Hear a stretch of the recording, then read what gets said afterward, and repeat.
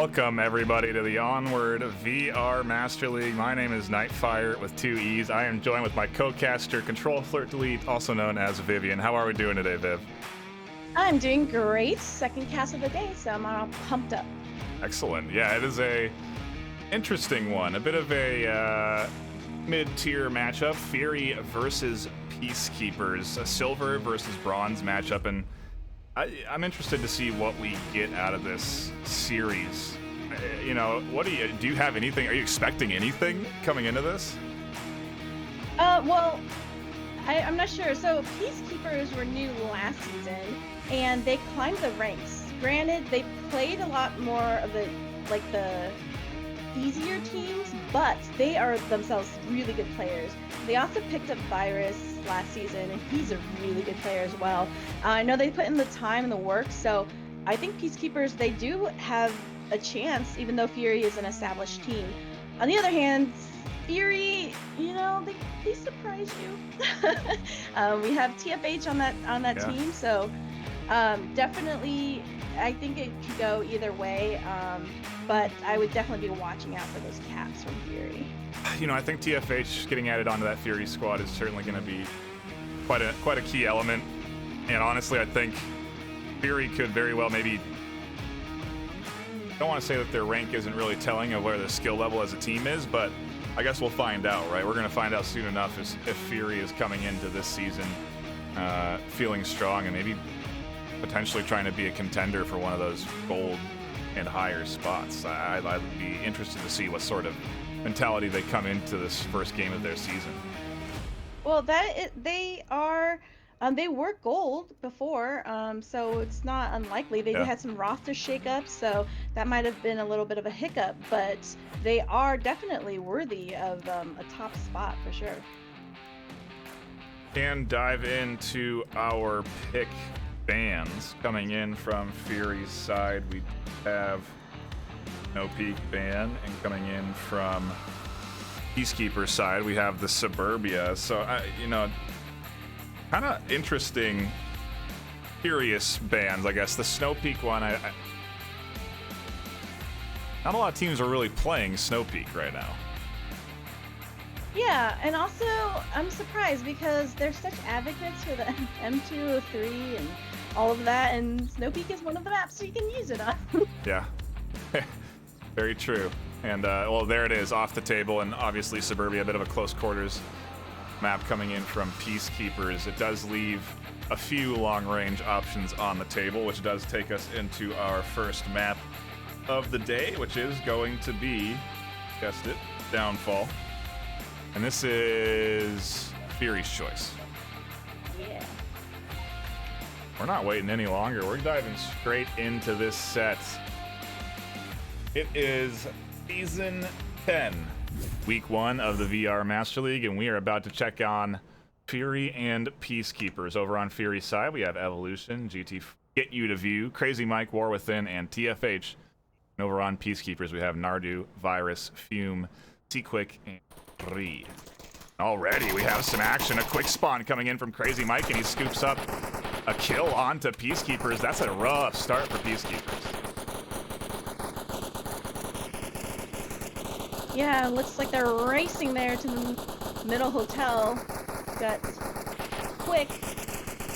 Oh, smokes out and everything. They're ready to go. Yeah, suppressive fire getting dumped down long lane. Crazy Mike looking for any action. Smokes are out, but there's not any movement yet. Maybe Get You to View and War Within are going to start to make their push now. As the smokes do come up, they're going to deny vision down that long lane. Oh, and it does seem like they did put out the M203 smoke. It's on the upper dumpster building. Interesting. War Within charging in. He's going to find some action soon enough. Rounds the corner, isn't ready for C-Quick. Quick is too quick and finds the kill. He's going to maybe even get a little bit more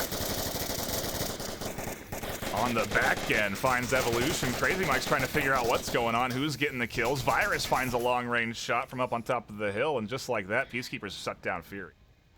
Yeah, wow. It was looking good for Fury, but they definitely didn't push in as expected. I thought that start, the early kill right out of spawn, they had the nice smokes, they were ready to charge in, and honestly, C-Quick shutting down these two from pushing inside the 3-story, huge. Because if you take control of 3-story, everything changes on. Yeah, definitely. Especially for this one. And That's 3 down. I mean, it's good for them because this is such a capable one on all angles. So it looks like they have good control of it now. Free theory, they are down to just 2 remaining. Our President Caster TFH might find himself a shot, doesn't take the one onto C-Quick, but he did ID him inside that building.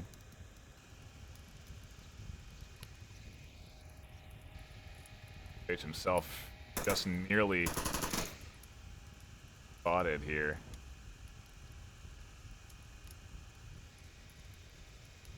Find that headshot? No, he doesn't take it. He's too nervous. He wants to make sure that if he's going to take that shot, he's going to find the kill. Yeah. Well, yeah, that's smart because otherwise they'll just be waiting for him. Yeah, and I mean, he's in the middle of this map too. If he's going to expose himself, it's got to be worth it. It can't just be for suppression.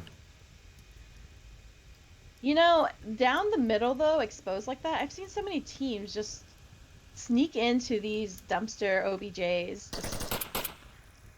Oh, well, nope, they know him. He's there now. Yep. C-Quick identified him outside, and Yeah. I even saw Ardu looking for an angle, but he didn't get it. And Crazy Mike is going to try and make his entry up here, but C-Quick has nade in hand. Mike with a good timing catches him out. He's instantly refragged on the backside. A bit of a trade Wow. there as TFH inches forward. Yeah, that back shot. Oh, they know he's there. Oh, he's gonna get flanked over here.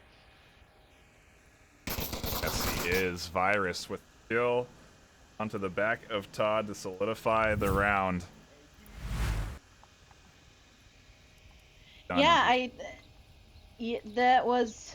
I mean, I had the same thoughts of you, like, oh wow, they got a kill immediately. But I definitely was surprised that they were not going as fast of a push as I thought that they would, and perhaps underestimating Peacekeeper attempting to take the middle hotel there in 3-story, because they went for it anyway, Yeah. even though it was a quick spawn and they were, it was aggressive.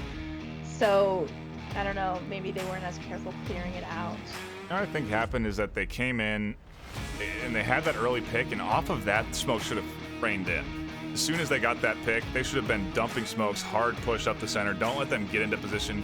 Don't let them adjust off of being into a 4-man now instead of a 5, and just apply that pressure.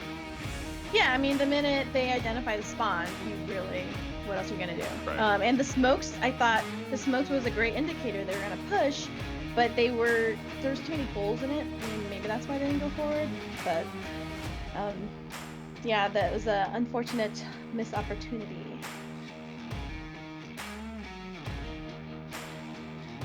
An interesting start to the set, though. Fun to see Peacekeepers coming in here. Honestly, just with Fury's record from the past season, and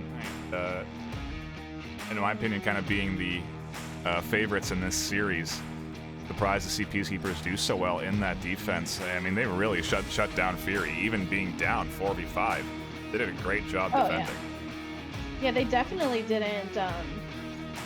They didn't scare them off or anything. And yeah, I mean, Quick did great in the 3-story. I thought he held that down really well, and even with the nade in hand, as you said. I mean, he basically got 3 kills, right? He picked up 2 on the bottom floor. He even spotted Todd in the center, so he got that ID. And then he also, tells his team, "Hey, watch my back." Nardu peeks that angle, catches him on the stairs. I mean, just great communication from C-Quick there. Honestly, I think that's MVP of that round for sure.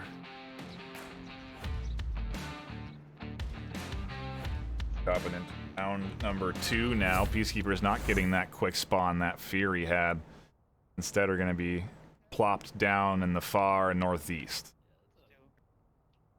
Yeah, let's go mid. Let's go mid. Let's play it safe. Let's play it safe. Play it safe. They're gonna play it safe, they said. Having a good time, getting that first round of the first game Yeah, true. keeps your spirit up. A good start. It's all about the start. Riding that momentum, and we'll see if Peacekeepers are going to be able to do it. They're trying to push in quick, and War Within is going to shut down this aggressive rotation early. Catches out Nardu. Fume with some return fire to push him off the 3-story, but it kind of puts him in an awkward spot. Yeah, GT for you to be. I was like, where's the 5th guy? He's hiding behind a palm tree there. Gives him a good angle, unless they catch him out.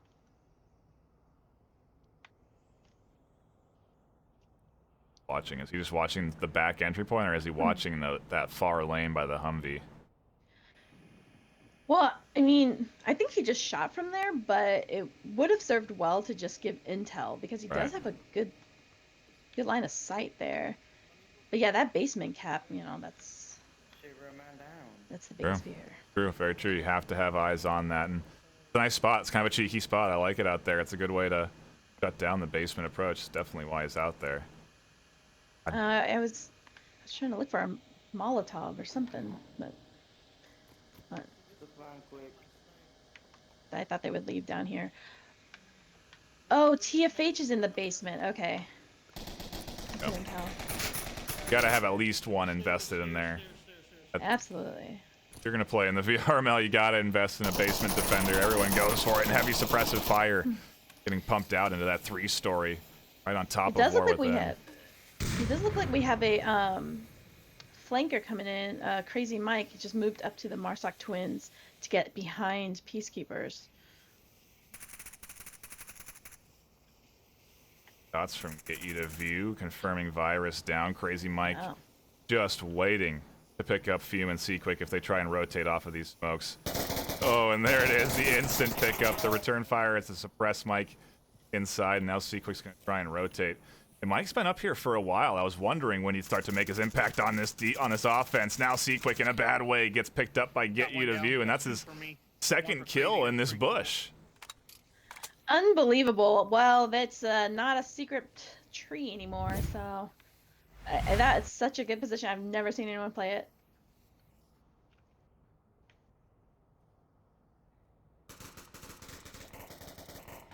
Crazy Mike finishing off the round for Fury.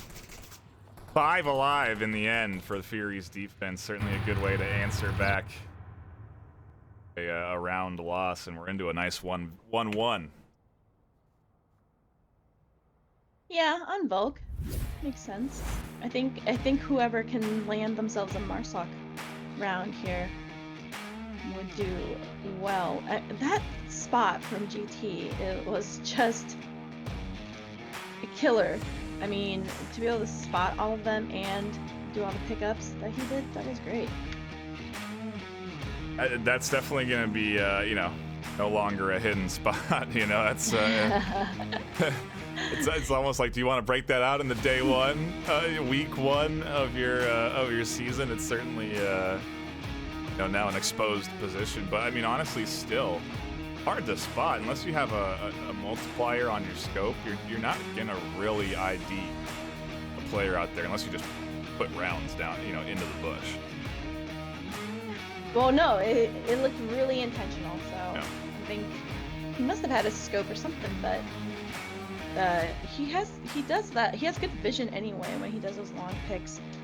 So I don't know.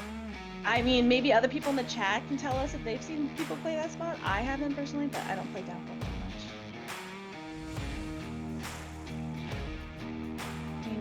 much. Here are nicely tied up 1-1. We appreciate you dropping in and catching the action Friday night. I think this is going to be a good set. I mean, this is downfall right now. Who knows? We're going to be maybe going quarantine. A couple of good options on the table for maps 2 and 3, and I think it's going to be a good series to tune into. So we'll see if Peacekeepers can continue the bulk defensive trend as we hop into round 3.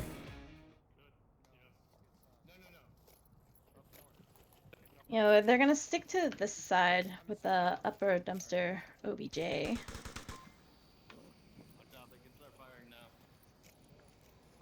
Free fire too up onto that northeast position, it sounded like, and Everyone is going to get comfortably into their defensive spots for Peacekeepers, so it's going to come down to execution for this VRML team. Everyone's tucked in.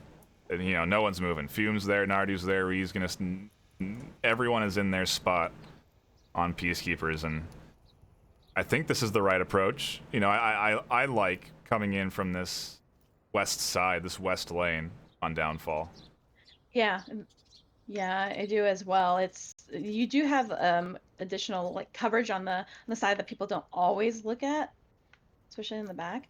Maybe GT will get back there and do some more sniping. I know. Yeah, I mean, how often do you really have to spot somebody that's up on the hill in the west? It's nearly never. And so, you know, you just have that comfortability that knowing no one's really up there. And you just have to keep your eyes peeled into the middle 3/4 of the map.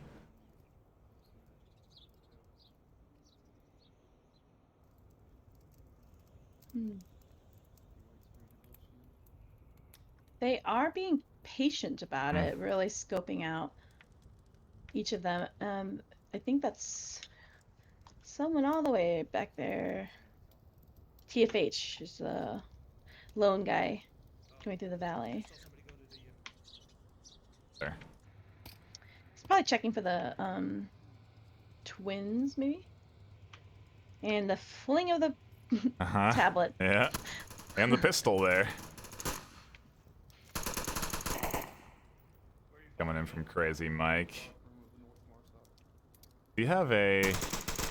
No, he doesn't. He's got that red dot, so he doesn't have any amplification, so he's not really going to get a good, clear view of whoever's defending up there in Dark Room. It's going to be a hard angle.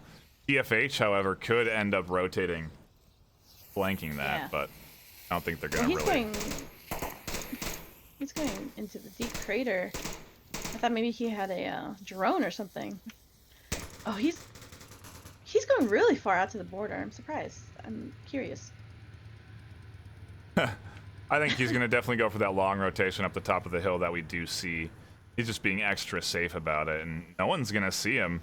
It's just interesting because there's smokes on objective right now.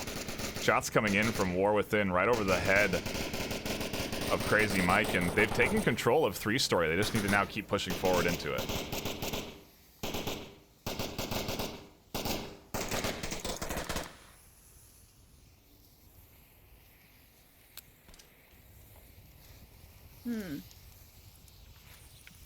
Peacekeeper, they're not reacting. I mean, in a good, and I mean that in a positive way, too much. You know, they're not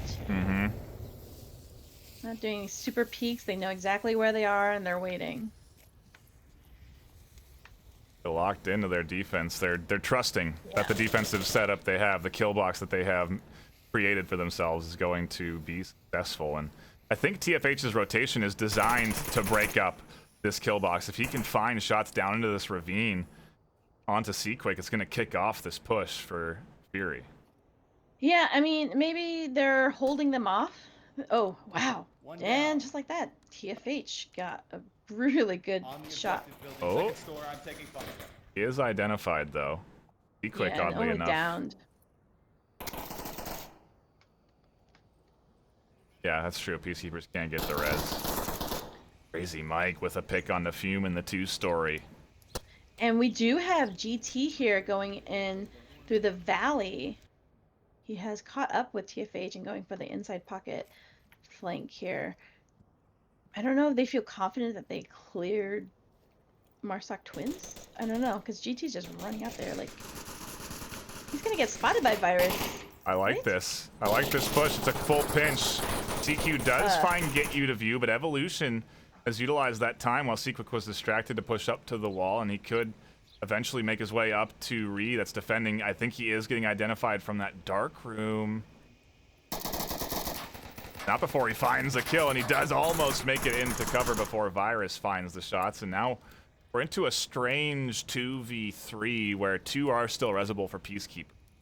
Yeah, and this really isn't good because Seaquick has only been down, so he can see a lot. They really just need to be patient and let him give those call-outs. FH. FH, yeah. Somebody's got to distract somebody. Behind it, behind the wall. Oh, yes, Nardu can see out too. Now they're both down. Now they should go cap. Yeah, this is an exposed objective. Virus has to push in and get here before War Yep, there Within goes. punches in the code. Virus is almost there. Why is he wasting time shooting? He's got to get the capper. He stops the cap. He finds TFH. Can he find the third on a Crazy Mike? On OBJ, or, yeah, towards the He just needs to tuck in. 8 seconds left. Crazy Mike's down to pistol ammo. Crazy Mike doesn't see the time, and Virus has clutched it. clutch, baby! Good fucking shit, baby. Wow. Wow. I have words. What happened?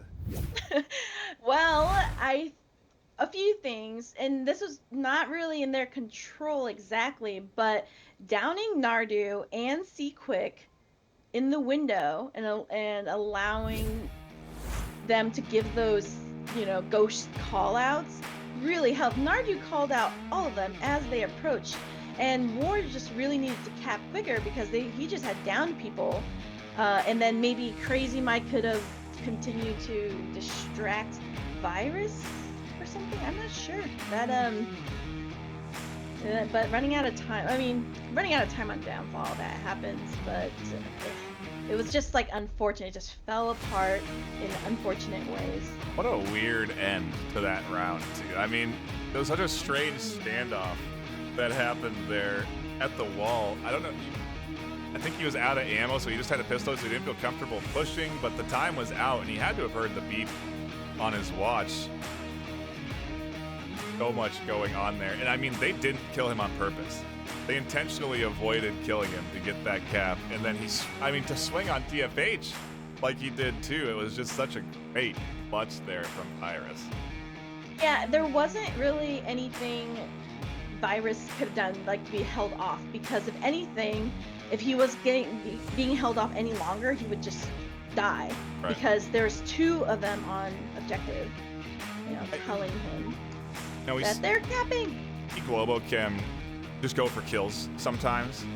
This is why. They don't want this to happen. They don't want this round to slip between their fingers, because all they had to do was just shoot Fury, and it's a point for them, and then they have the 2-1. We'll see how they react as we hop into our 4th round of map number 1. So far, a excellent bit of back and forth as Peacekeepers hang on to a lead. Go on the offense. We're gonna need him. One going Marstock, one on Marstock Rock. And those shots. Firing squad onto the hill. Yeah. Wow, I'm surprised that they allowed themselves to be identified in this particular area. Just from the backside, because sometimes Marstock twins, they don't know which area to look, but now they can focus all the way over there. Oh. One down in crater.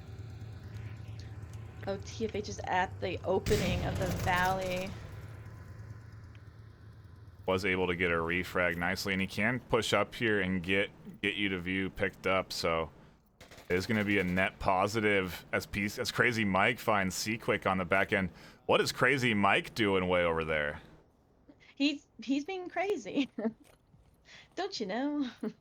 Wow, that is a really good flank. I mean, really crazy.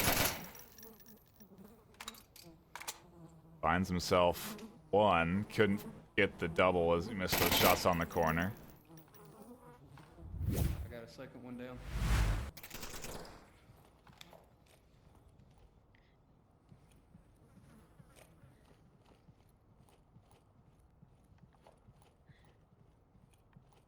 Still pushing. War Within. Oh, gets him right. Jeez, the aggression from Fury. Yeah. On defense. They do not waste any time securing themselves a 2nd round. Yep, it's looks like Volk. That aggression though was great. I'm glad that they, you know, like Crazy Mike going all the way around like that for that flank. Smart. You know, It's kind of like what you get for investing heavily into a push like that. You know, sometimes you can't really invest all 5 into a push down into a crater. You have to keep maybe just 1 tucked in the back end, watching Overwatch, watching your flanks. You'll see a lot of teams do opts for that, and it's like it feels like it's taking away from the potential firepower of a push. But if you're not watching your flank, you're just open. Crazy Mike gets picked easily if you have someone back there to shut him down from getting over into the north side. Yeah, definitely. As soon as they were identified, I think that's when Crazy Mike is probably more confident just going down through the middle, and TFH, you know, kind of watching from the mouth of the valley. Yeah, and I mean, they spotted 4 at the spawn, out of spawn, right? Yes. So they knew that it was basically a full team push, and that Mike didn't have to sit on objective in the west. He could just apply the pressure that he wanted to. I gotta say though, on Downfall, I always want a running buddy. I do not want to be the last one up on Downfall across the way. You need covering fire. You need some smoke support. You need the extra bit of oomph to get your way anywhere, really, in Downfall, because of how exposed all these angles are. Here with the north spawn, they really gotta get themselves a Marsoc win here, 'cause they started on Marsoc. Yeah, they don't really have the option of failure. Honestly, they could be targeting a cap. You know, they've been doing really great on the rounds they've won. If they can put together a strong Marsoc round, if they can keep 4 alive and 1's up in defense, then, you know, that's cap potential, that's map win potential. I think they're always gunning for that cap.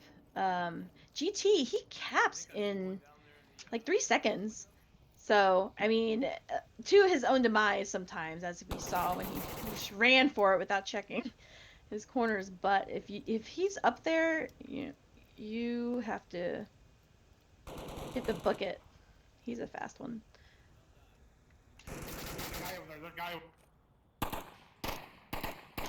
This is their spawn exposed, right? They've now at least there's 2 shooters here. One up in that north hotel. I don't think they really know that GT's gotten up this far.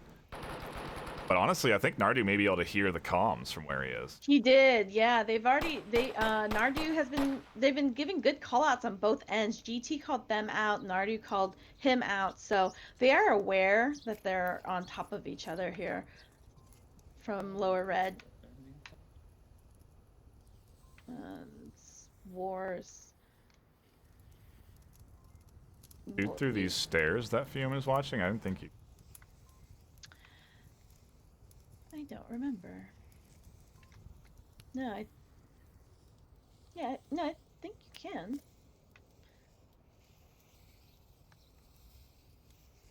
We'll see if that spot comes to fruition.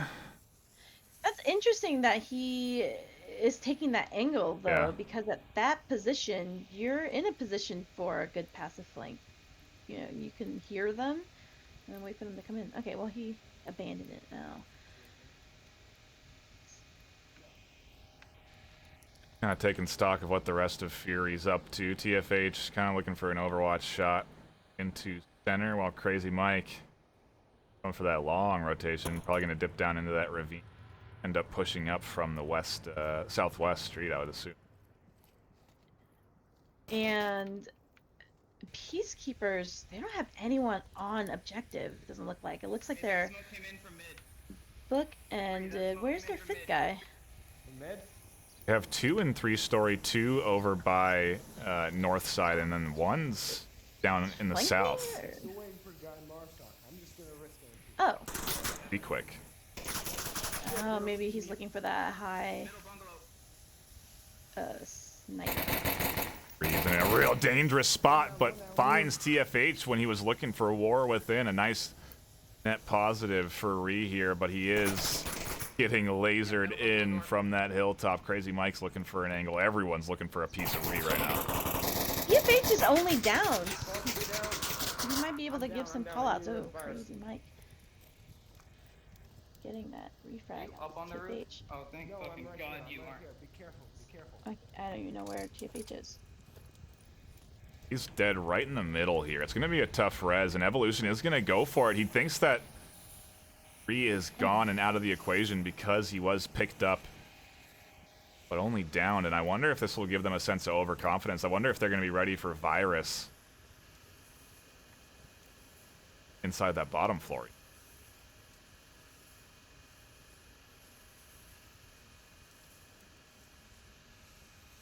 Yeah. Oh. Not ready for Ree, that's for sure. TFH is now. He's got eyes on, but Virus could find an angle if he so desires. Crazy Mike's going to find himself one and gets a nice little shot inside into Ree. And now it's really down to these two in the south. A bit risky, in my opinion. Like you said, objectives exposed, but they're just picking off everyone that's trying to push in right now. I know. I was going to say, because C-Quick is in that position that I know OJC played, and it was such an advantageous, quiet position because he knows Crazy Mike is there. He's just waiting for him to walk by him, shoot him in the back. TFH managed to move up in the commotion. There's one more guy. There's one more guy. One more guy. Oh. And he has got himself sandwiched here. It's interesting to see from Peacekeepers. It's a great job of them really securing a really solid defensive round in the books. You know, they've had tough rounds for the most part. You know, Fury's come away with a couple of rounds where they've only lost 1 or 0 players on their team. So that's hard to mentally deal with, you know, you're playing in a match like this.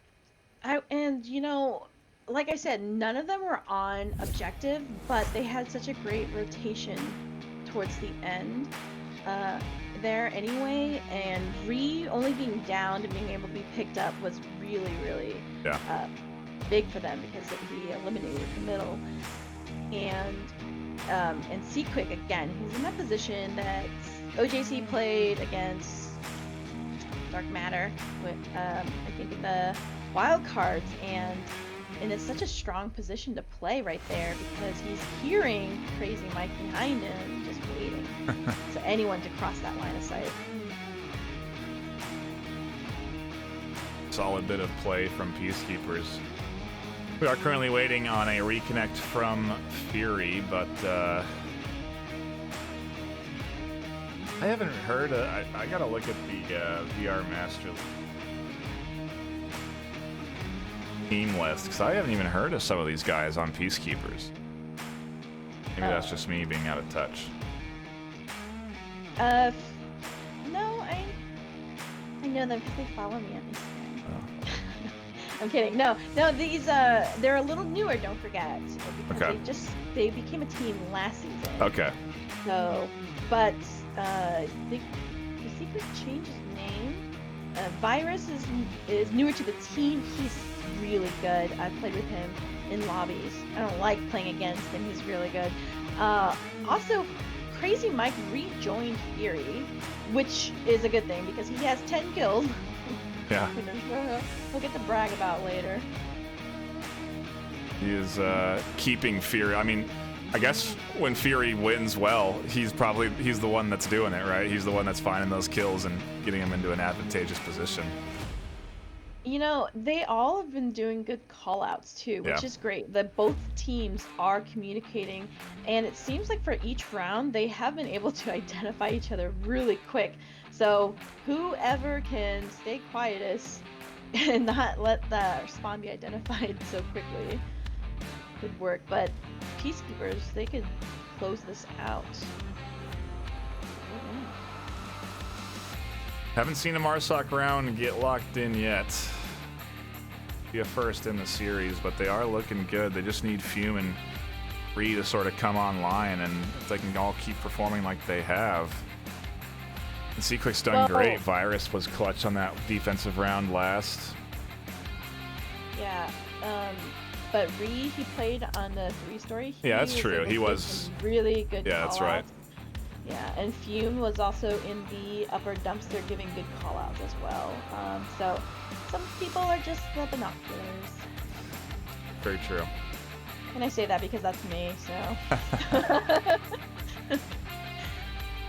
You're the voice in the head of the team.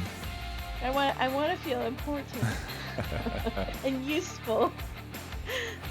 Well, you're definitely useful to us on the casting desk. Okay. Oh, thank you. I think It is good to be back. Yeah, it does. Feels good. We've had some great matches. I've been watching a few online, and just here today, this VRML vs Peacekeepers series so far has been really good. Some great plays. I think we are going to cut to a brief intermission. Might be going into a timeout, which hopefully doesn't last too long. Hopefully we're back in just a few more minutes. Viv, what were you going to say before I cut you off?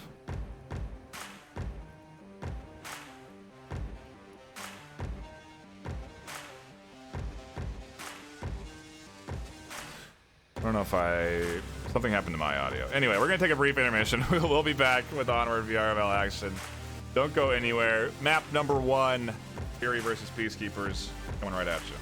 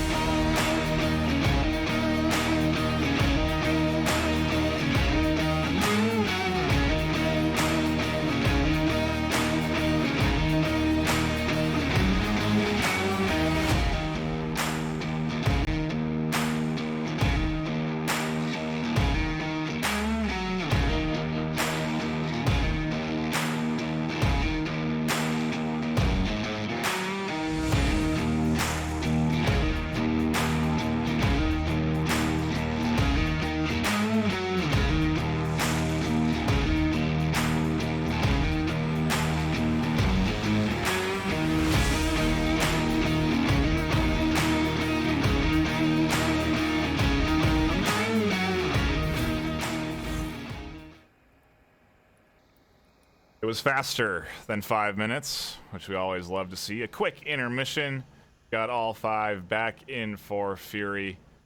4 within has reconnected. We're going to see if they can muster up a defensive win or if Peacekeepers are going to run away with map 1. It looks like Fume here is going to get maybe a high advantageous spot with the shield. That right there is my biggest fear. Last one alive, far, far away with the shield.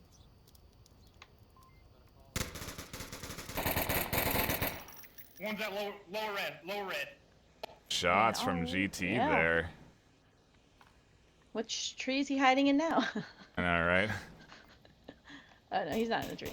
He's a far south, though, which, you know, a equally unexpected position here. It's tough to get over here without really getting ID'd, because you can spot that long rotation on that west street. And Evolution here, he's shooting through him. It seems like he's like trying to stop something, suppressing them in some way. Oh, he's shooting into the smoke. I think he saw the shield and he was probably putting rounds over to the shield up in the north. That's a risky maneuver, don't you think? I mean, you could get shot from all kinds of angles here. Maybe he's like has the shield to like stay alive and be a annoying distraction, you know? Like, look at me, look at my red smoke. You can't kill me. I can't see shit. Okay, they are giving good callouts though, Evo and TFH. Surprisingly, none of them is focusing on me. Yeah, I think you're right, because Fume said he's surprised nobody's focused on him, so I do think his idea is to draw attention to his side while the rest of this Peacekeeper team makes their move, and Evolution wanted to throw a long-range nade and botched it, and so didn't go quite as And we far as they caught wanted. it on camera. Oh no. Yeah, but I could have fucking knuckled that shit over.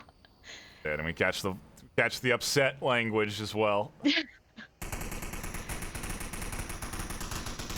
This is what they want right Yeah. here, I think.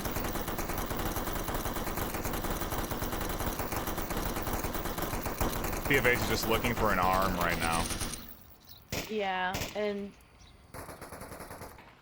One down, oh, one down. I mean GT's From doing right work front. though, so from that same spot that C Quick was in, so they will be aware of it. It's They need to countering Peacekeepers' offense perfectly, because I think what Peacekeepers want is to draw attention up into that north side and then push in through the center and the south. That's what their initial plan was, and GT Yeah. just killed them as soon as they came in through the center. Now they're going to try and come in from the south, but they still got to get rid of GT. Yeah, and I think maybe Fume. Oh, and he's down. Alright, shields down. I think he went a little sooner than he should have. Hmm. No. Maybe, because if they were distracted like that and being loud. Okay, now GT definitely hears Yeah, he does. Nardu. Downstairs. One in the building, downstairs. Oh, okay, so they're hearing each other because they're both doing callouts, which is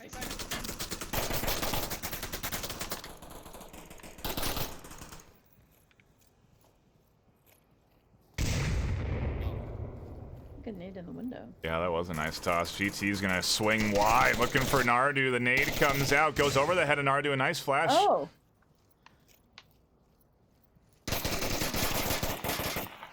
The successful kill Yeah. from GT shuts him down. He could have been shot on the Overwatch there, but like that was re-rotated good. out. And a good rotation from GT, moonwalking up there. He felt good about that.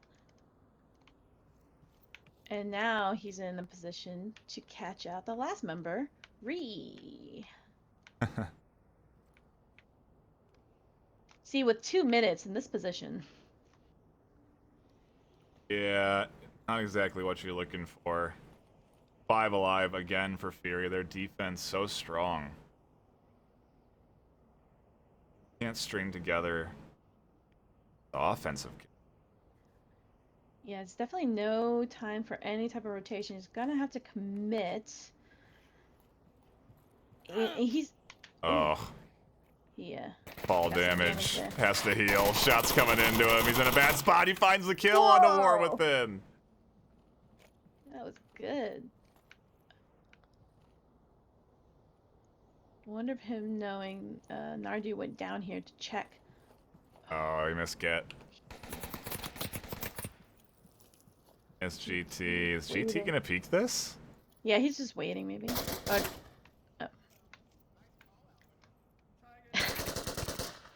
There it is. The kill to tie it up, and we're just gonna trade Marsoc rounds all the way down. And that works for Volk round. Peacekeeper. Well, yeah, sorry, yes, thank you. Volk rounds. Yeah, they need that more suck Yeah. round. Which they can, because this is the last objective that hasn't been played. Just haven't seen the right smokes or enough smokes, in my opinion. You know, I think Downfall really leans heavy into being able to properly land and throw good smoke grenades. Obviously, it also can come down to how good you are at shooting from long range. But you know, you're good at tossing smokes, and you have spots where you want them, and ways to push forward through them. It's how you get Marsoc wins on Downfall.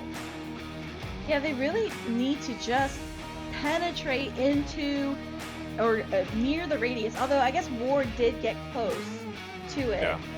but it's just they're holding such good angles on Volk, which is interesting, because you can say, like, you know, get tucked in on Volk and let them come by passive flanks and get them, but at the same time you have these objectives that require a lot of angles that you have to stay committed in. But this one, you know, I can see them coming right up to it or right under it, you know. It's been a weird series, 'cause I feel like Fury. Yeah. I feel like Fury's wins have been so dominating.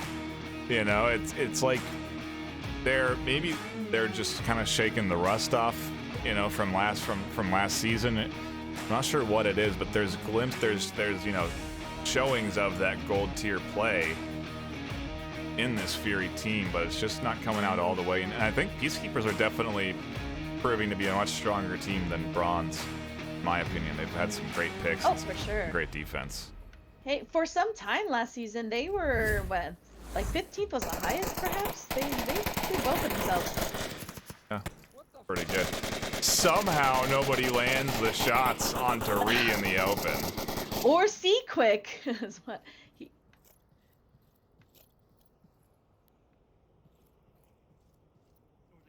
Where Fury is now.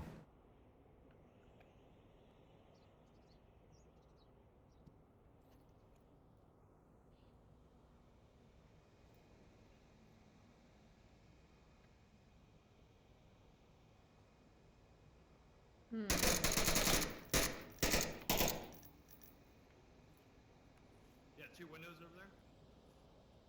One in front and then one on the side. I wonder if they've played together or have studied each other, because Peacekeeper, each of the players do tend to take the same position. I was just thinking that because it seems like Fury are calling out like, hey, let's check this window and that window.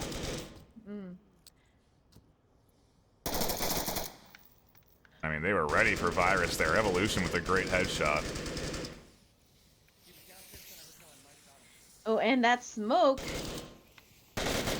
Oh, I thought Ree was on top. I was gonna say that would be some good blocking. I mean, there's a good example though. That smoke's not really getting a ton of use. Well, you know what? That noise, if that allowed Evolution to True. move up. And they don't know they confirmed that kill, so it is blocking the 2 windows quite well.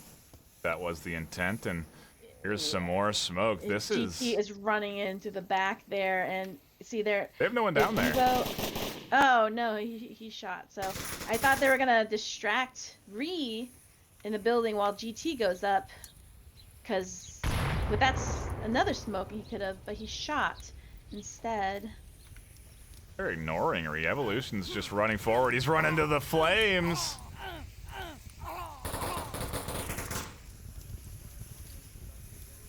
Had the double heal, and the trade inside between Ree and TFH. Ree is resable and available to dump out some comms. Oh, a lot of really good comms there.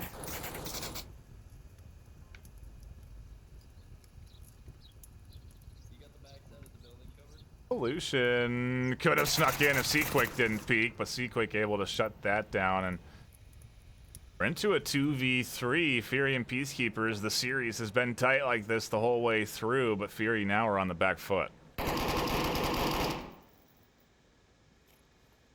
Yeah, see, Ree is in a position to just call out anybody, really. I don't think War can make it there without being spotted. I mean, Nardu is...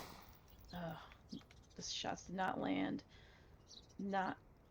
I don't think Nardu knew he was over there. I think War Within may have been able to just kind of sneak into the bottom floor.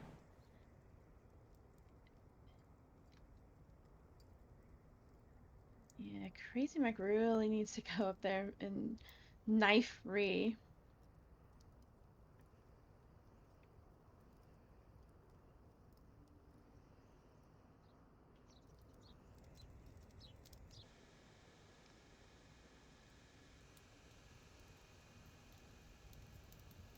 Oh, yeah, called it. I mean, if one of them can just not give away their position, you know, one or the other. Mike has an angle on a Nardu's head here. Mike could shut down Nardu, opens up that bottom, I mean, opens up that entire objective building if Nardu goes down, and bad news for Peace.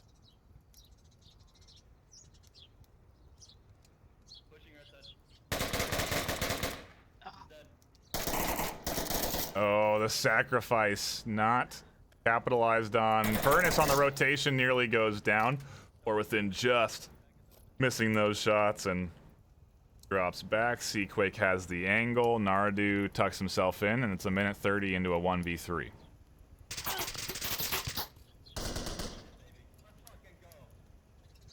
That's it. Peacekeepers with their clutch defense in round 2 and ultimately a solid continuous defense for the series. Take it 4-3. Look at Crazy Mike, 12-3. Yeah. He's like, guys, come on. Yeah. Got a sore back right now, that's for sure. Yeah. Yeah, they both, of course, I think that they were going to be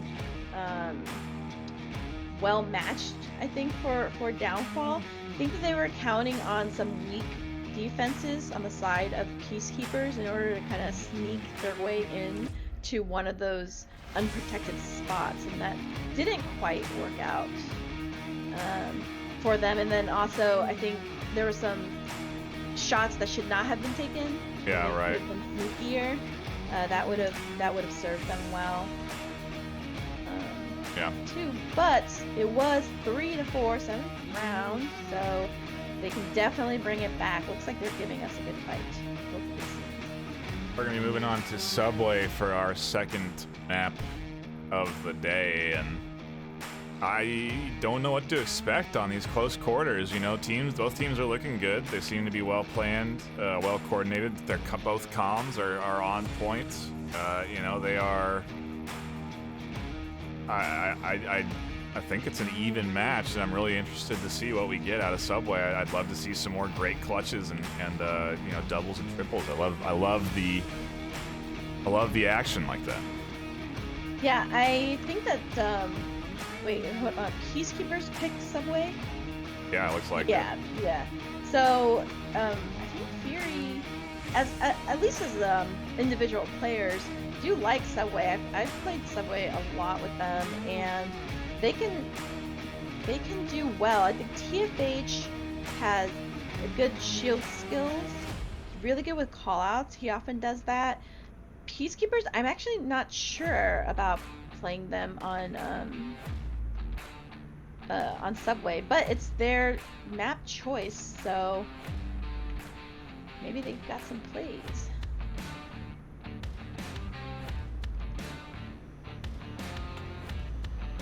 Taking a look at chats. Shout out to Gladiator, Enigma, Deccan Man, Andrea. What else is it? Sleepy, I see ya. Noman. Appreciate you guys tuning in. No, Sleepy hates that. He just likes to lurk. He just wants to lurk and not be addressed. Hi, Sleepy. I heard a little lighter. Molotov is on somebody.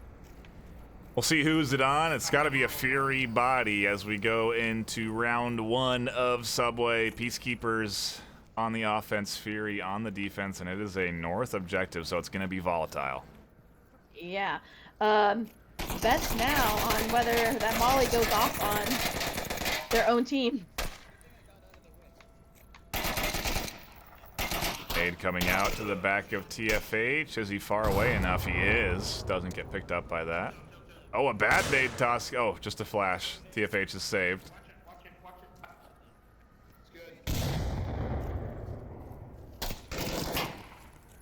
Ooh, that's a good one. That's gonna find Free. Fume in a bad way. Tries to turn around, and Fury. Wow. I did. We got it on replay, Viv. Good. That was fantastic.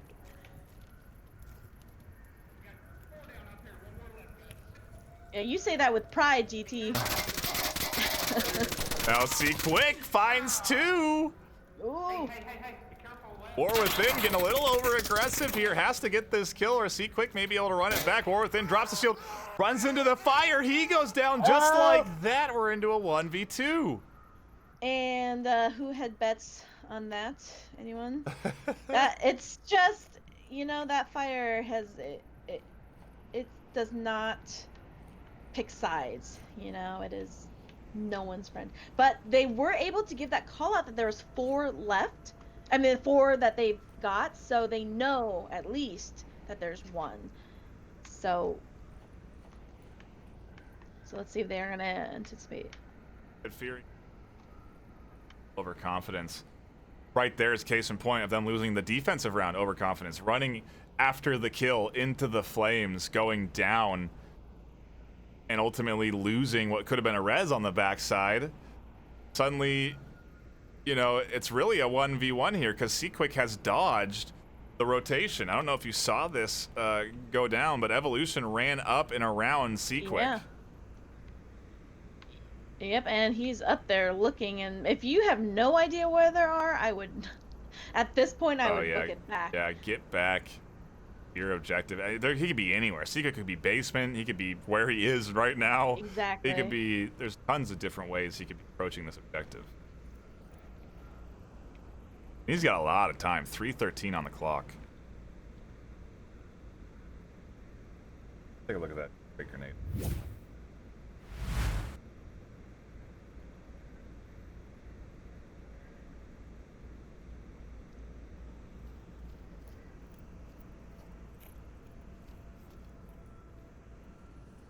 Okay, now maybe Evolution hears them because they can hear each other right now, running back and forth. So perhaps Evo heard him because he is booking it right now to the horseshoe stairs. Gotta get soon.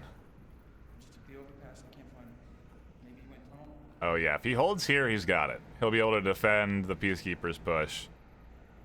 As long as he doesn't get picked up himself.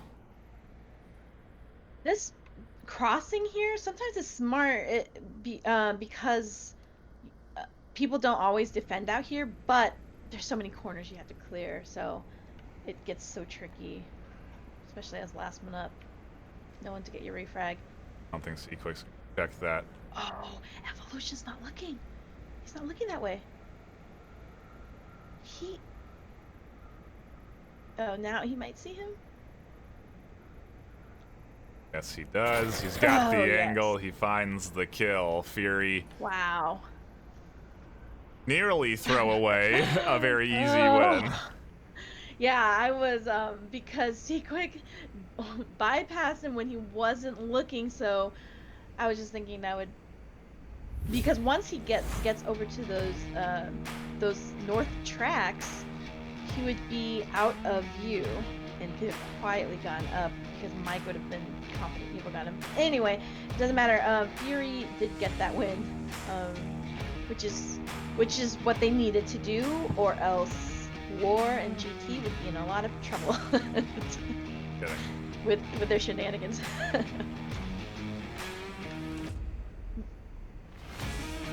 Fun. Peacekeeper could take that.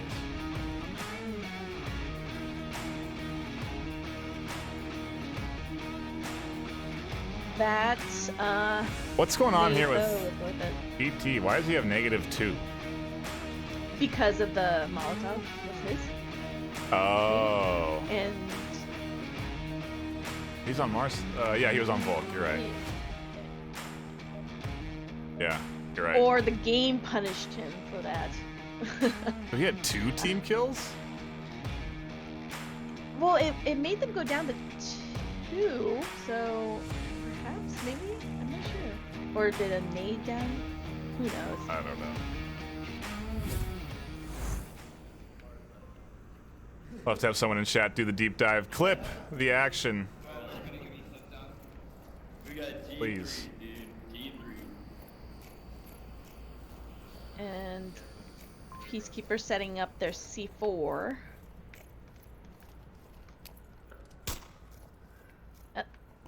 Pistol means that someone must have a shield.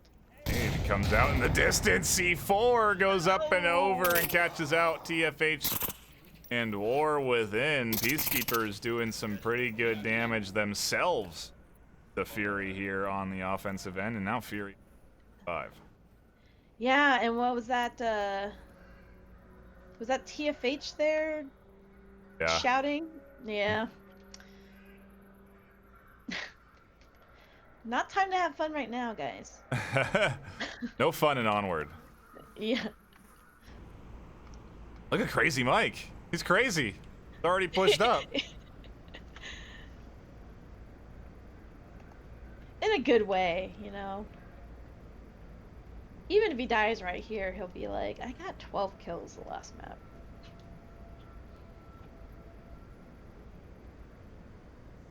Yeah, right. He's basically the one that's killing everyone anyway. You might as well just get up into the middle of it. And for Peacekeeper, they really just have... Oh, they have 2 there. Oh. So it's weird. I mean, that's so far away. Seaquick is all the way down. Yeah. Gotta have it 12 times, right? We gotta take a stop right. Got a red dot. Huh. Yeah, I can't really see out of it either because his... That's an insanely long angle to take. If he doesn't get the kill, he's letting a cat, like, they can run. He has to run so far to get to objective.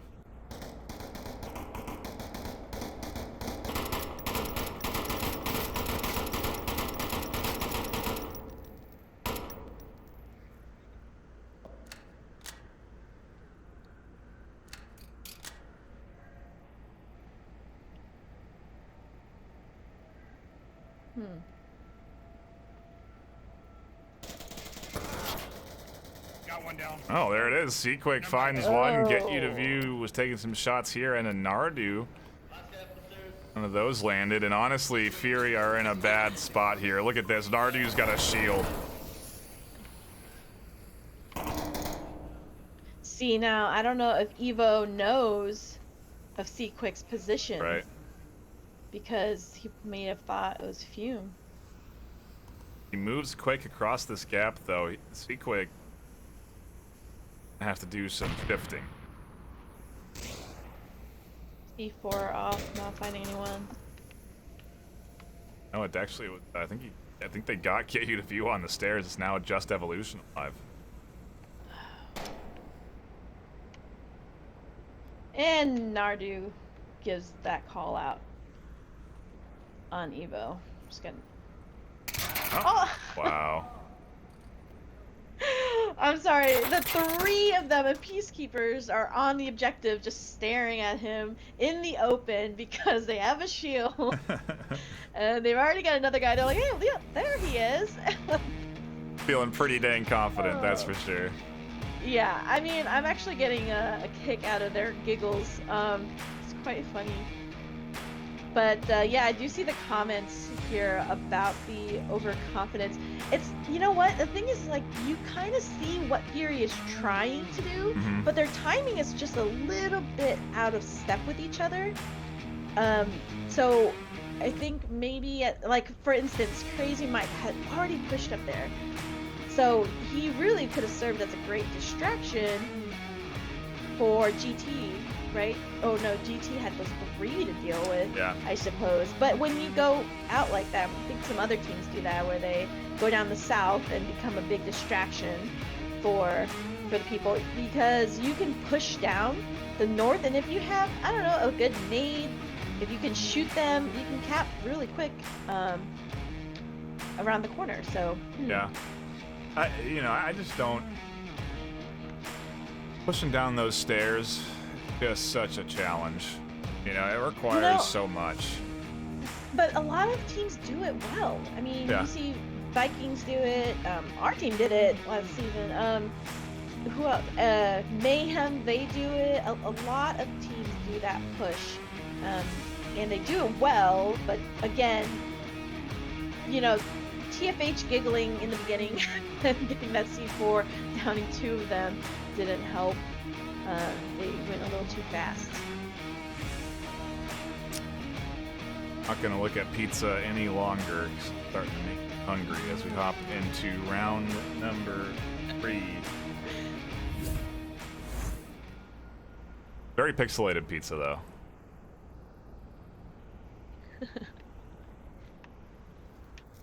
Well, Peacekeeper is getting a bit of a quick spawn here. Wow.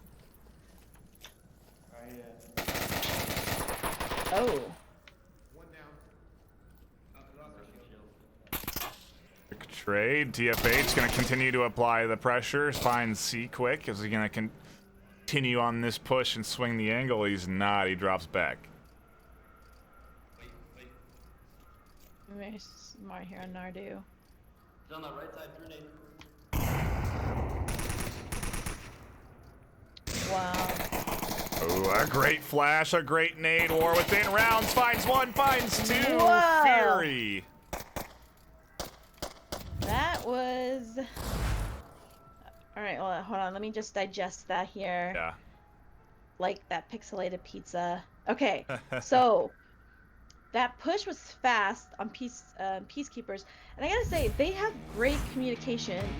You know, picking up the shield, Nardu saying, wait, let me peek first, knowing to look at that tight corner that a lot of people tend to take, but you sometimes forget to look. And then War doing the flash, perfect, and it was a good bait, you know, like they downing the shield, TFH, completing the kill. It was it all worked really well in favor for Fury. That was, well, they needed that. They definitely nice round from them. They did a great job securing themselves a little bit of a cushion. Get into our round number 4 shortly. You know what's both these teams have been taking all their time between rounds.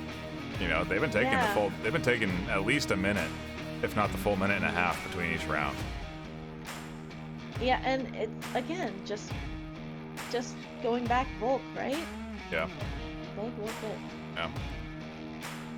Curious to see if we will have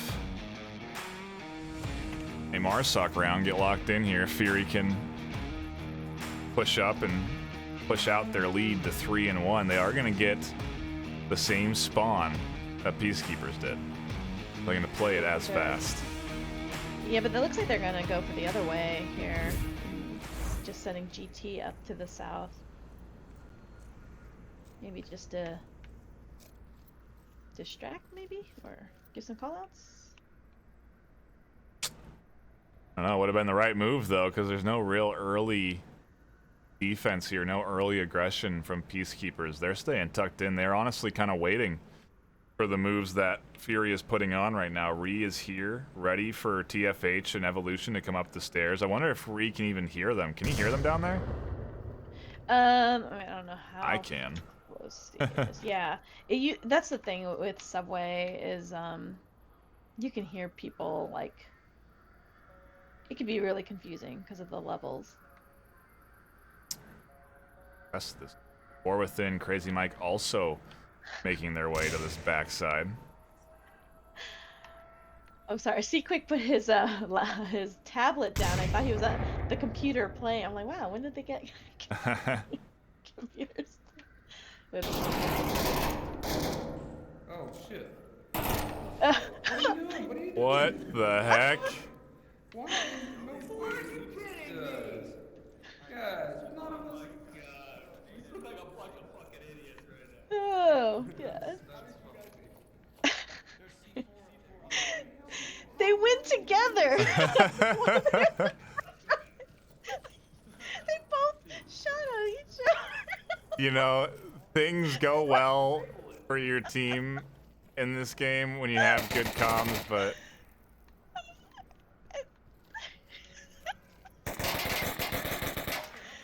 it's really thrown them into a bit of a overconfidence. Swinging out here. We're gonna have an all-out brawl in this lane. Wow. Oh.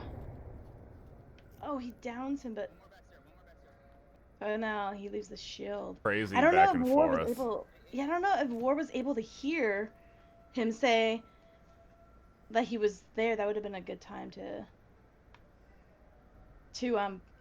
like bait them, because it looked like they were on their way there anyway. But It almost seemed like they didn't really want to do this, you know? I don't think they intended to have 4 in this lane. yeah, And once they had 4, they were just kind of like, let's send it. And they sent all 4 up there, and they just got demolished. There was a firing squad waiting for them. yeah, and you know, that was great that they like got the call out and then all went that way to back them Yeah, up, right. to catch any refrag.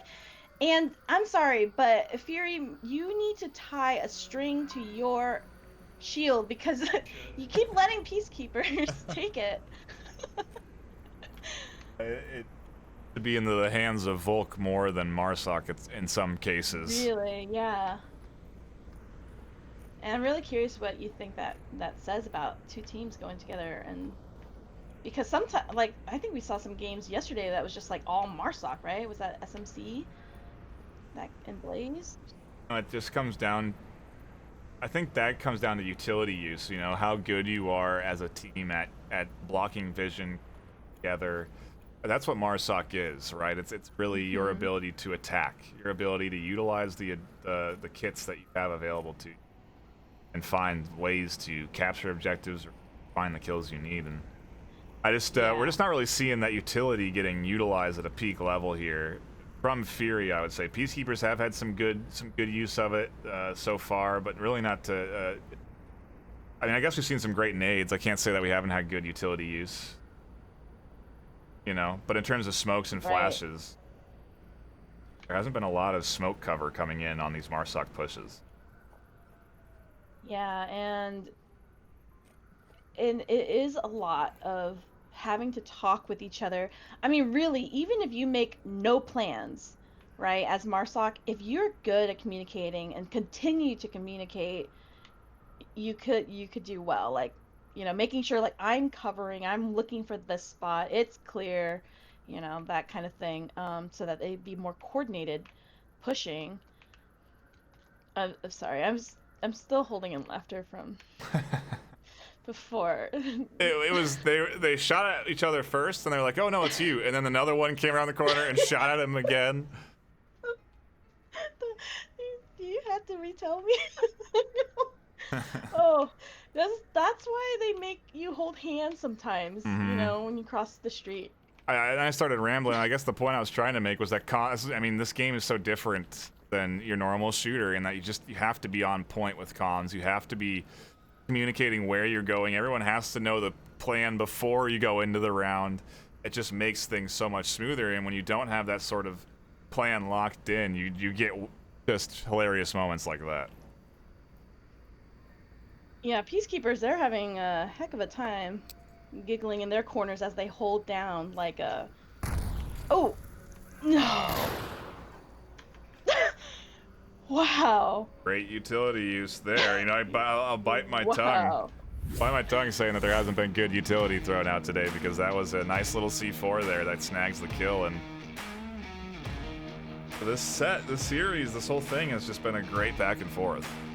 Yeah, I mean, that was actually, again, Peacekeepers they're having a good time. They're laughing. That C4 made them giggle. They did have that good north C4 too, the down TF Agent 4, I believe. So at least the C4 is getting good use. We'll see what Peacekeepers do for offense for our next round. It is going to be downstairs, center of Subway. Yeah, this one is so capable. See, now here is a great example of an objective that requires really good teamwork. No matter what area you push in, you need someone to help distract you if you're going in for a quick cap, just because if someone is, you can cap behind this map, you can cap behind this column, and you can cap really fast.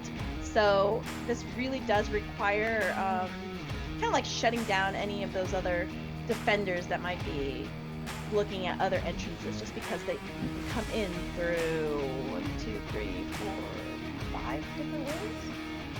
Oh no, 7. Yeah. The amount of entry points that are available these days is overwhelming, and I'm curious to see how Fury defends, if they're going to get aggressive on defense, what sort of tactics they're going to break out as we hop into round number 5 of map 2.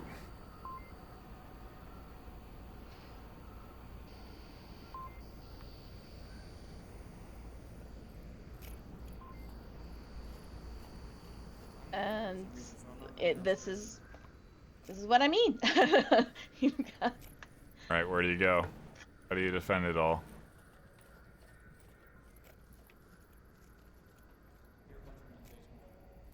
And they have invested 2 people up there, maybe just to at least give that call out that, hey, they're not coming this way. So that eliminates 1 entry. I am happy to see re-watching the flank of Peacekeepers here, because that was what cost them last time with Crazy Mike, and he's heard the comms from Evolution, and he's staying here waiting for Evo to push out.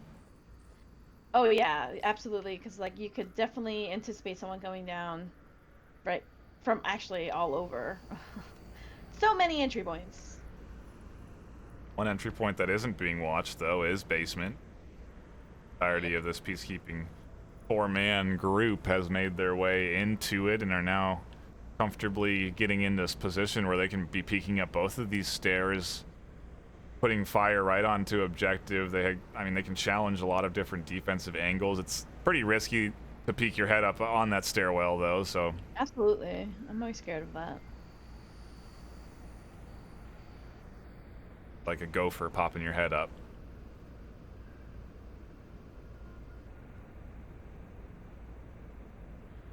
Don't want to be popping your head up for Crazy Mike. Take the shots at it. I do like how they're approaching it, though. C-Quick watching the back, Nardu on the front. I just wonder if C-Quick's going to ID Mike there. Mike's so blended. It is a common spot, though, so I would...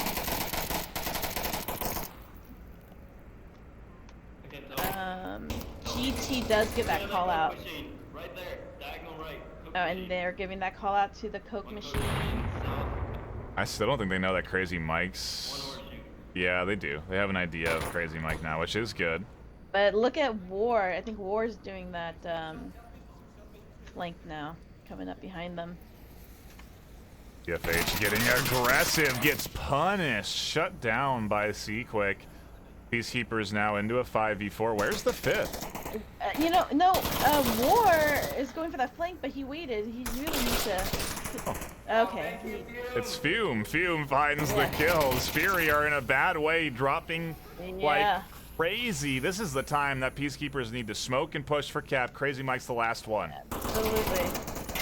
Yeah, don't kill him. Don't kill him. Big... Oh. This is it. Oh. Cap. Yep. Here we go. I thought Virus got down. Is he gonna punch this Conan? He's taking forever. Oh, C-Quick is doing it too.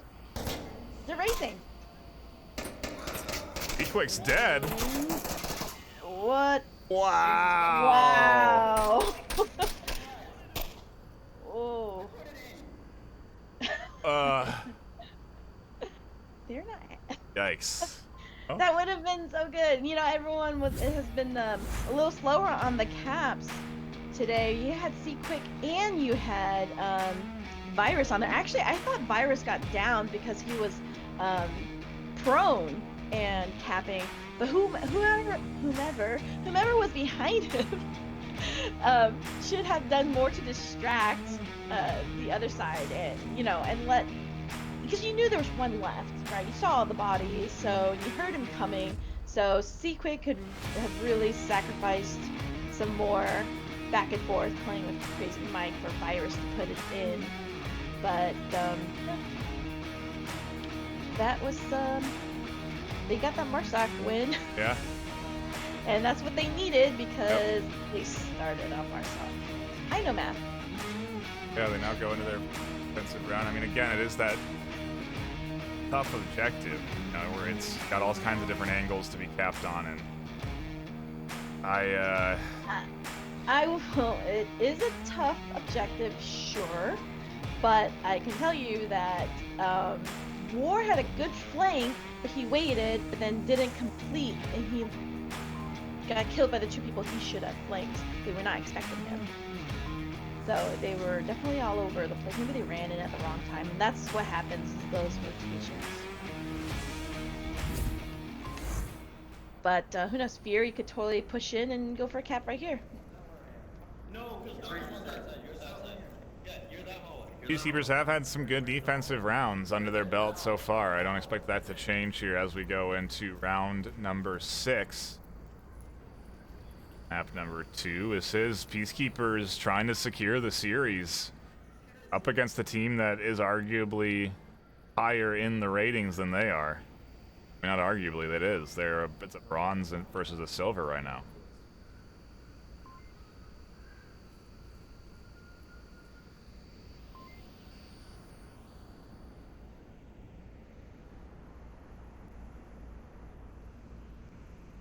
Oh yeah, a good reminder for our chat to please clip any good plays for us. That would be very helpful. We love to look back on them. Well, this is interesting. A C Quick is in the basements, as if he's in the position of where you would be if you were defending basement. But that's really smart because he's able to just at least stay back there and make sure there isn't a basement. He can react so quick too. He can easily push out, come up the stairs, and have a shot onto a bunch of different angles that people tend to go to cap on objectives. So it's a nice kind of, hey, we need you to come up and defend sort of angle. If nade comes out and over towards Ree, he tries to tuck in, he stays relatively safe. Nardu's gonna be able to catch TFH. Oh, TFH is gonna catch him instead. Couple of kills going the way of this north push, just like that. VRML, maybe they're gonna take a Marsoc round. Yeah, maybe. I wouldn't be surprised if they're gonna try and go for a cap. They really just need to get Ree, because just of how quickly they can cap. They can cap behind cover. So if Evolution takes him out and caps behind the column, that would work out. GT is also a quick one. They're gonna just have to clear out. Oh, TFH is there capping. Wow, he's going for it. He's capping. Go for it, TFH. He's a fast capper. Do it. Boom hasn't denied this yet. He doesn't take the shots. Yeah, TFH. there they go. Wow. Woo! It just takes one, right? It just takes one sneak in. Yes, and I think that's what's really cool about the higher teams. It's like okay, we just lost a Volk round, so we have to they really have to secure it. So they did go in for that cap, and that was a good one. That was really good. They had Eva on the other side, so. I was taking stock of everyone's defensive positions. I didn't think that TFH would just sprint to the objective uncontested. Weird too, because Fume saw him. Fume took shots, stood up, could have got the angle onto him, but doesn't finish the kill. And now we're into a high game. We're going to a map 3 decider, and it's VRML's pick. Yeah. It's kind of. I lost the words. I'm not sure. I just think that it's really great to see Peacekeepers do so well, because VRML is an established team. They have not only been a team for seasons now. They are, they're friends, and they play together a lot. And I would definitely not say that. I don't know that they went into it thinking like, oh, we could totally take them, because TFH, he is a caster, and he has also commented on how well Peacekeepers do play. Yeah. So they probably weren't thinking like, oh, it's gonna be so easy. But also at the end of the day, they also like to have fun. They're a little goofy at times, so that could have been it as well. A great series to have on a Friday night. It's coming down to the map 3 decider. It's been a great back and forth. We come off of map 2 with a cap that's momentum into the hands of VRML, and like you said, Peacekeepers have been looking great today. They've been looking consistent, so I don't expect that consistency to start to flounder here as we get to Quarantine for our 3rd map. But I mean, anything can happen here on Quarantine. Right, and this is the really important one, where we're really going to see the teamwork and who's going to be better at it, because quarantine, as many people have, many top players have said, is not just about knowing the map, not about having good plays, about communicating.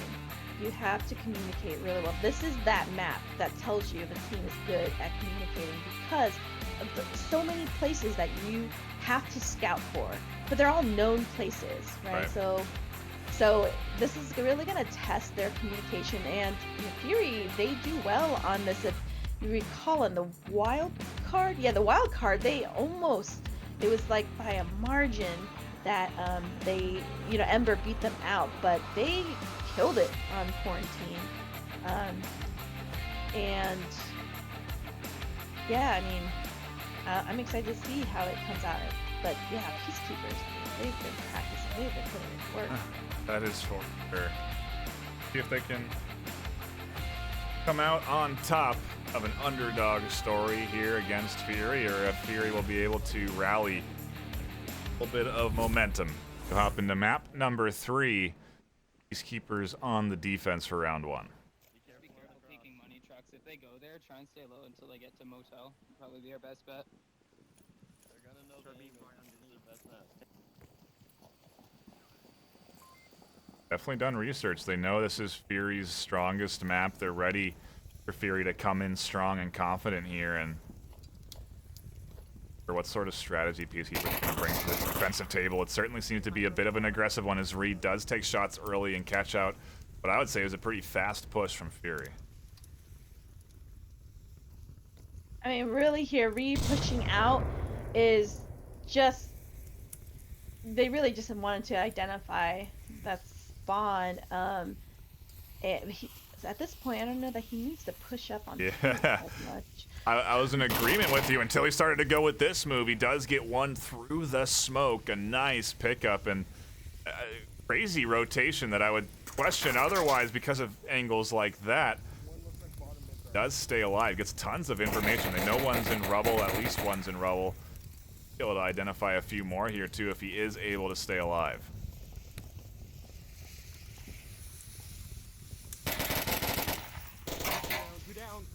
Alright, I apologize, Reed. Yeah, right?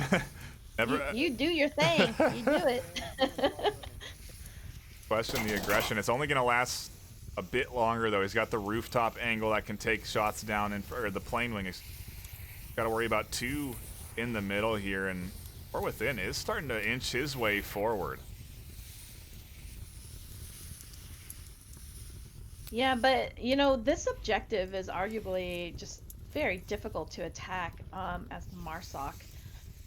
So, maybe putting one aggressive person out there, not a bad play. And good use of smokes for him to kind of like go back and forth a little bit here. Really just been watching. He's been the sort of key catalyst to the Peacekeepers defense, and he does finally overextend. Crazy Mike war within, and the old team really had an angle on him there as they finish him off and now have control of Tank Courtyard. And back to a 4v4. But honestly, he used up a lot of utility from the VRML side. They dropped a couple of smokes getting into trying to deny him views. They've lost a bunch of syringes. Ree really, he held that back because they threw a lot of smokes, which means push in, and Ree really didn't allow that to happen. So yeah, very true. They rezzed their one because he did get 2. Yeah, they did. So it is 4v4, and they've got plenty of time to work with as they have made it up into this Tank Courtyard. I think they would be waiting for that far south angle to continue to rotate, maybe get a pick or 2 before they start to push in.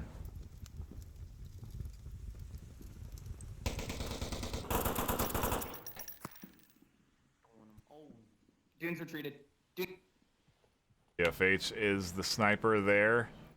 He is looking for an angle and be able to find this long range shot here if he's fortunate enough. He's got that 12 times. It is not easy to hit shots with. He's missed enough where I don't know what his plan is. I think he takes shots, drops back, waits a little bit, relocates, tries and shifts his angle again before peeking again. Yeah, he's also using it as intel. He did give some intel from whatever he saw. At least. Ooh. Oh. Bush is coming out from Fury. Yeah. Crazy Mike's gotten one. There he goes. Look at GT. That's the thing is that's the operation here. Just get GT to the uplink. Okay.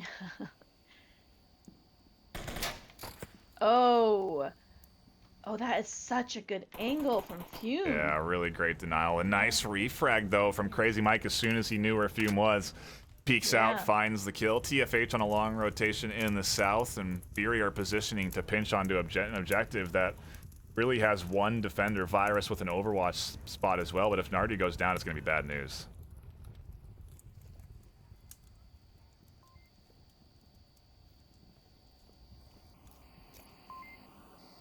TFH is here. He's going to get another cap. Nardu didn't hear the quick moves. Fury go up 2-0. Oh, wow. That was great. Again, this is one of those objectives that's really hard to attack. Yeah. So not only did they get the win on it, they got the cap on it.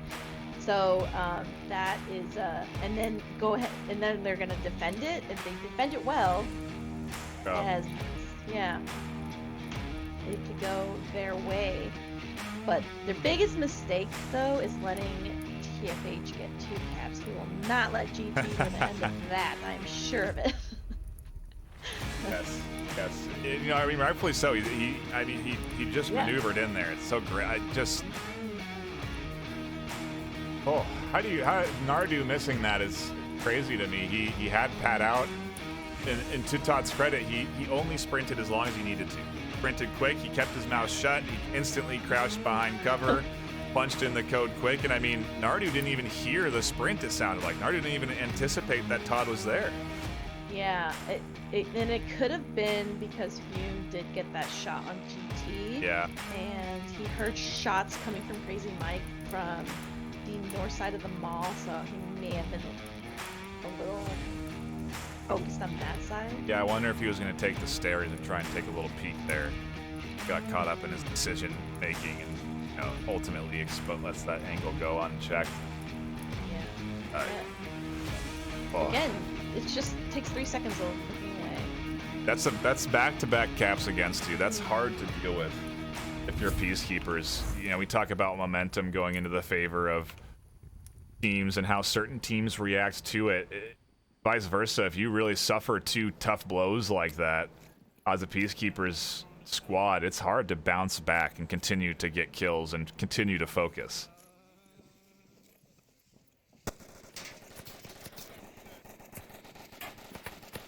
Yeah, they, on the side of Peacekeepers, they're looking to go for that cap. They want a cap back.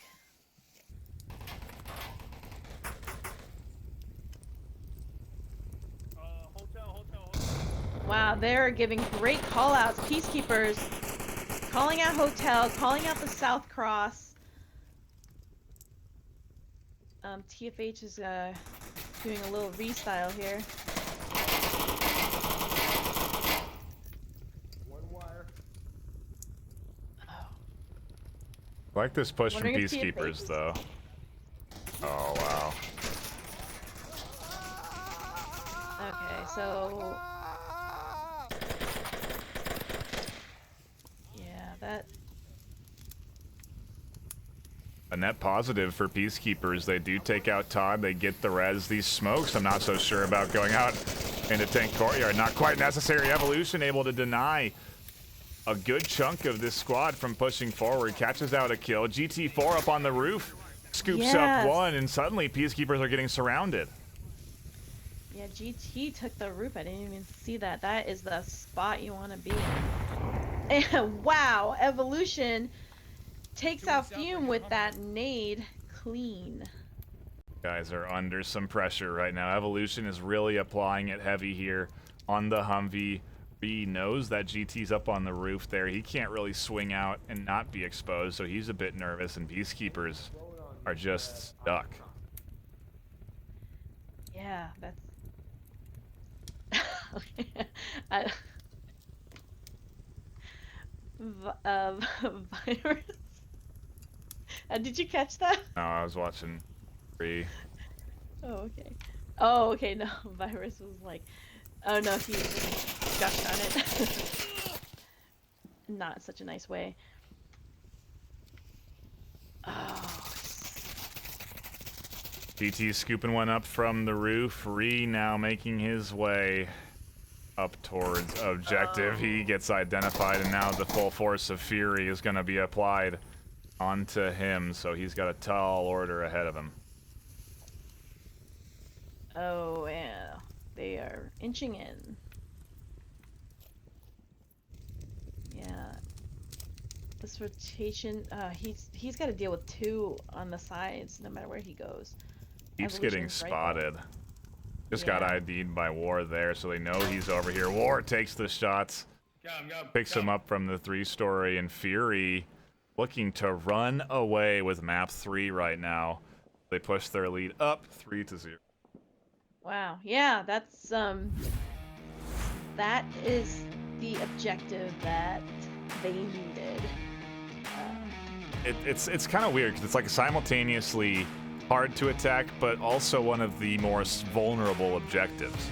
In that, Exactly. Yeah. we see it, both sides of that here too on this round. We see it hard to attack for Peacekeepers. They got shut down. GT got up on the roof and just, you know, once he's up there and he has an angle onto your backside, you're toast. You know, as an offense.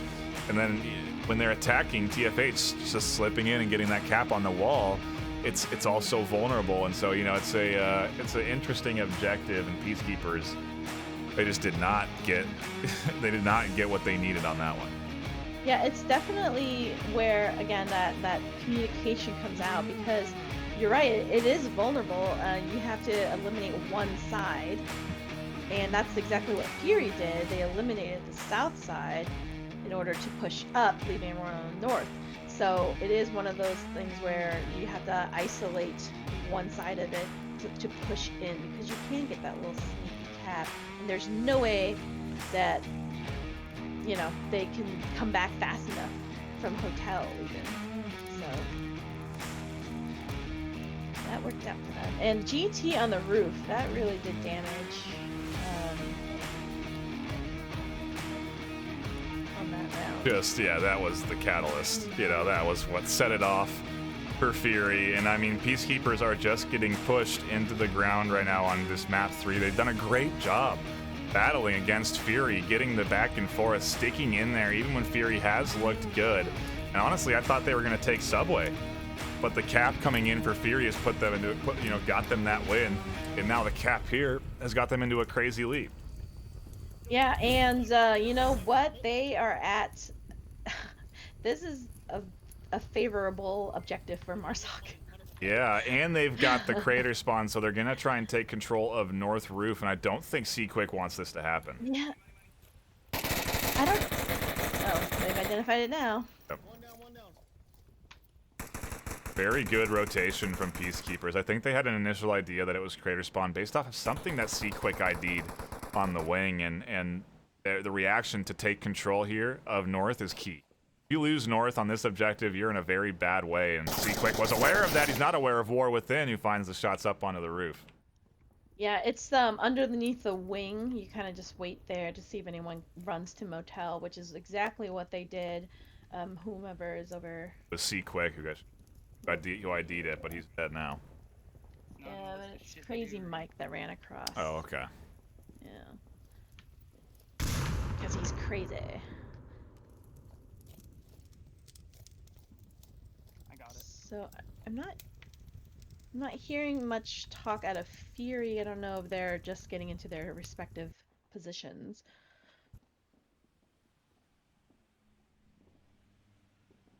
Six. Todd's doing in the back there. He's got that 12 times looking for the heads peeking up over the dunes.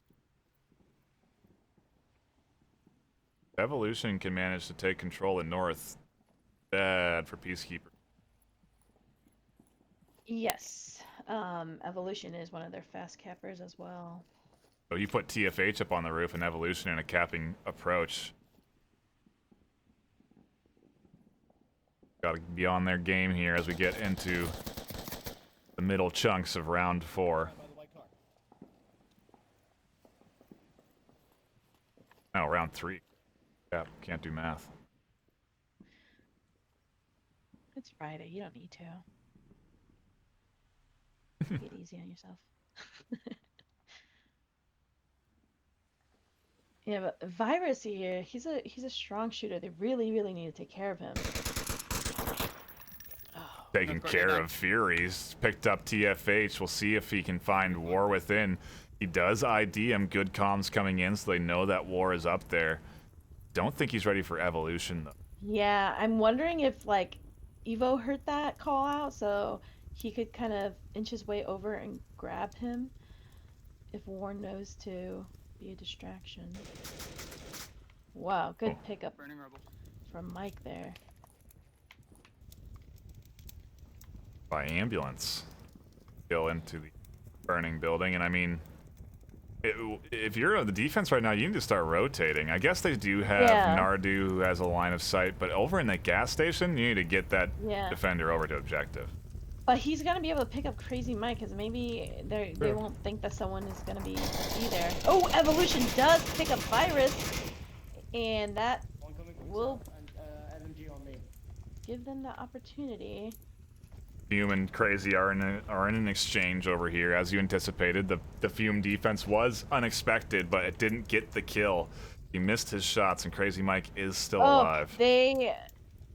They need to rotate. That is prime, like, capping. But they need to hurry and rotate into cap.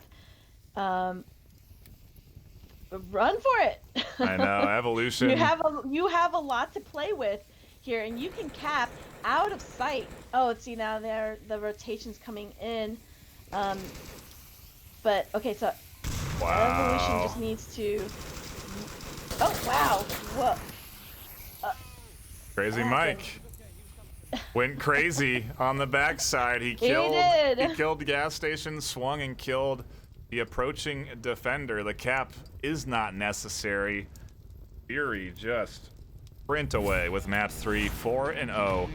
The cap for map 2, they had the momentum ever since. It was their game. Yeah, absolutely. It seemed that they just had a little bit of a warm-up, and then maybe halfway through we're like, okay, you know what, we gotta do this. You know, it's you know, some people they act like they don't know, they're really, really good, and then like, okay, now we'll go and turn it on. But either way, it was still a great series with Peacekeepers giving them a run for their money, and if Peacekeepers, I don't know how they play on quarantine, but that cap really. That is demoralizing. I think that they were trying to cap back, but when you're trying to cap back and you're going for it, but then immediately lose 2 players, it gets a little bit more difficult. There's some comments in the chat about it not necessarily being the most difficult one, and Control knows how difficult it is. Maybe I do. Maybe I don't know. Do you have proof? So anyway, that was a good game, and again, that ambulance, or I'm sorry, not the ambulance, this objective could have easily been a cap as well, so. Fury definitely ran away with it at the end there, so hats off to them. Hats off to Peacekeepers too, though, they were looking great. They gave Fury a run for their money. They were coordinated, their comms were on point. They did well all the way through Downfall. They won. I mean, they did great on Downfall. They did good on Subway, just an unfortunate cap, and I think momentum just was not on their side for quarantine. So overall, a good set. Shout out to everyone in chat.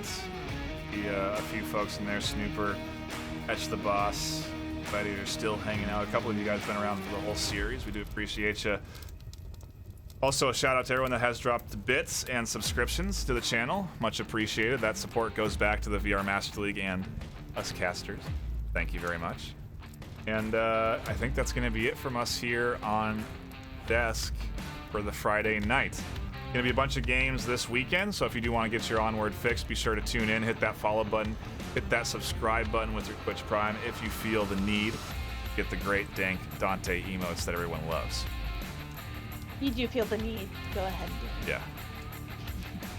And happy 4th to all those in the U.S. celebrating. Yep, very true. Getting a reminder. And with that, we'll be signing off. My name is NightFiree with 2 E's. My co-caster, Vivian, thank you so much for tuning in and catching the excellent matches. We will see you this weekend.